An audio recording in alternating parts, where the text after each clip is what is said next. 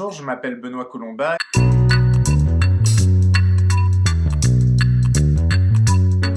Je viens de publier une enquête en bande dessinée avec le dessinateur Damien Cuvillier qui s'intitule Le choix du chômage, de Pompidou à Macron, enquête sur les racines de la violence économique aux éditions Futuropolis.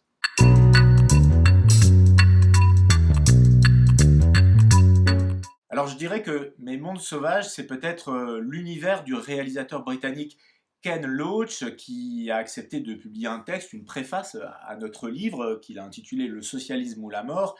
Ken Loach, pourquoi? Parce que à travers ses films, Ken Loach montre à la fois les dégâts, les ravages des politiques ultralibérales ou néolibérales, ce qu'on documente dans notre livre, mais c'est plus que ça, il montre aussi la résistance, la solidarité finalement aussi qui peut exister, même si dans ces derniers films, on voit bien quand même une vision de plus en plus noire de Ken Loach, mais ce qui me frappe, c'est qu'à 85 ans, Ken Loach reste un éternel révolté, ça je trouve ça assez impressionnant. On le voit dans un petit livre qu'il a publié en 2014 qui s'appelle Défier le récit des puissants, et dans ce petit livre très intéressant, Ken Loach donne sa vision de l'art en fait. Il dit que c'est un moyen d'enrayer la mécanique, de bousculer le statu quo, de défier le récit des puissants, parce qu'il y a une bataille du récit finalement à travers l'art, et il écrit: l'art peut servir de détonateur, il peut être l'étincelle qui met le feu aux poudres. Ensuite c'est à nous, dit-il, de tout faire pour entretenir ce feu, cette colère, et la transformer en un mouvement global qui mènera à un changement radical en profondeur de notre société tout entière.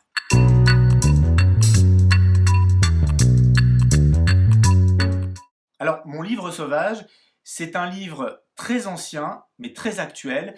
C'est un ouvrage de Jack London, l'américain Jack London, qui s'appelle Le talon de fer. C'est très intéressant parce que c'est une dystopie, hein. Le livre a été publié aux États-Unis en 1908, il a été traduit en France en 1923. Il raconte quelque chose qui se passe des années plus tard, après donc sa parution, et il explique en résumé comment une révolution socialiste va être écrasée par un rouleau compresseur capitaliste qu'il appelle l'oligarchie déjà à l'époque, donc ça résonne à nos oreilles aujourd'hui.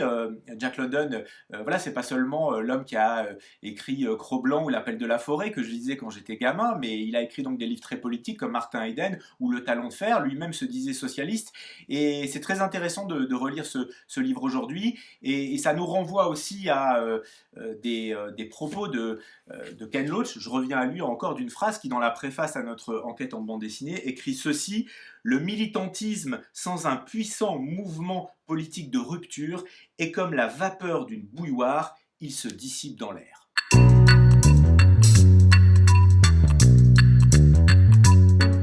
Alors, ma musique sauvage, c'est ça.